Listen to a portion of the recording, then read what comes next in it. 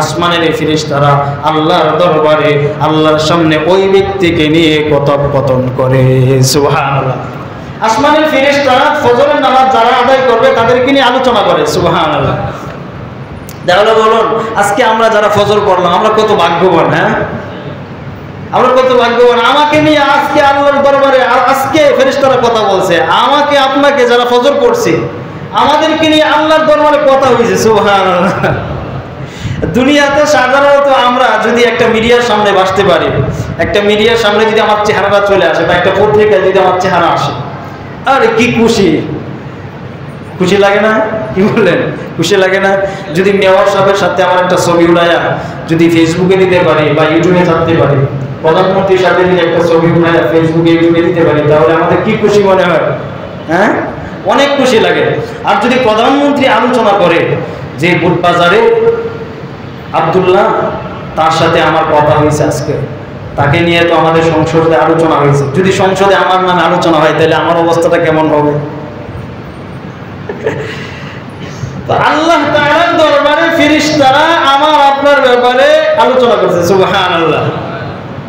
সহিহ বুখারী শরীফের 555 নম্বর হাদিসের বর্ণনা, قال رسول الله صلى الله عليه وسلم, আল্লাহ নবী সাল্লাল্লাহু আলাইহি ওয়াসাল্লাম বলেন, يتعاقبون فيكم ملائكة بالليل وملائكة بالنهار। হে দুনিয়ার উম্মত শুনো, তোমাদের কাছে ফেরেশতারা পানা বদল করে সকাল সন্ধ্যায় ফেরেশতারা আসমান থেকে তোমাদের কাছে আসে। তোমাদের কাছে আসমান থেকে ফেরেশতারা সকাল সন্ধ্যায় আগমন করে। একদল সন্ধ্যাবেলায় তোমাদের কাছে এসে উপস্থিত হয়, আর সন্ধ্যাবেলায় দিনের ডিউটিতে যারা ছিল তারা চলে যায়, আবার রাতের ডিউটিতে যারা থাকে তারা ফজরের সময় আবার আসমানে উঠে যায়।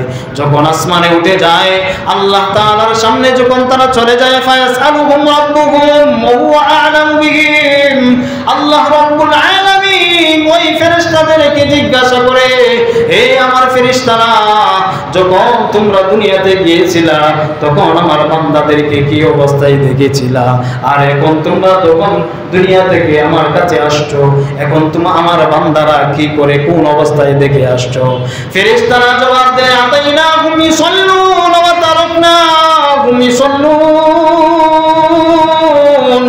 ওগো মালিক, যখন সন্ধ্যাবেলায় আমরা আপনার বান্দাদের কাছে গিয়েছি তখন তারা যায় নামাজে ছিল, তখন তারা নামাজরত অবস্থায় ছিল, আর যখন ফজরের সময় এখন আমরা আপনার কাছে আসছি তখন ওয়া তারাকনাহুম ওয়া হুম ইসাল্লুন, এখনো আমরা আপনার বান্দাদেরকে যায় নামাজে দেখে আসছি। সুবহানাল্লাহ। এবারে ফজর এবং মাগরিবের সময় ফেরেশতারা আসে। আয়েশা, ফজরের সময় যারা আসে তারা রাতের ডিউটি যারা করে তারা আসমানে উঠে যায়। ফজরের সময় যারা আসে তারা সারা দিন ডিউটি করে আবার মাগরিবের সময় চলে যায়। তো আল্লাহ রাব্বুল আলামিনের কাছে গিয়ে যখন উপস্থিত হয় তখন আল্লাহ তাআলা তাদেরকে জিজ্ঞাসা করে, হে আমার ফেরেশতারা, তোমরা তো আমার বান্দাদেরকে বানানোর জন্য নিষেধ করেছিলা, তাহলে আমার বান্দাদেরকে কি অবস্থায় রেখে আসছো? আল্লাহ কি জানেন না আমাদের অবস্থা? আল্লাহ তো জানেন, জানার পরেও ফেরেশতাদেরকে লজ্জা দেয়। ফেরেশতাদেরকে লজ্জা দেয়, কারণ ফেরেশতারা তো নিষেধ করছিল যে আল্লাহ মানুষ বানানোর দরকার নাই।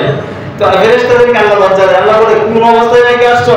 ফেরেশতারা বলে, আল্লাহ আতাইনাহুম ওয়া হুম ইসাল্লুন, যখন আমরা গিয়েছি তখন দিয়ে আপনার বান্দারা নামাজ পড়ে। সুবহানাল্লাহ।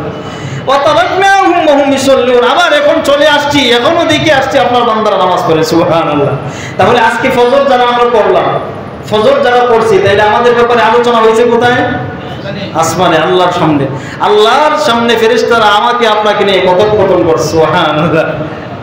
আমরা বড়ই ভাগ্যবান। ফজর যারা আদায় করবে তারা বড়ই ভাগ্যবান। ফজরের নামাজের গুরুত্ব সাহাবায়ে কেরাম কিভাবে দিতেন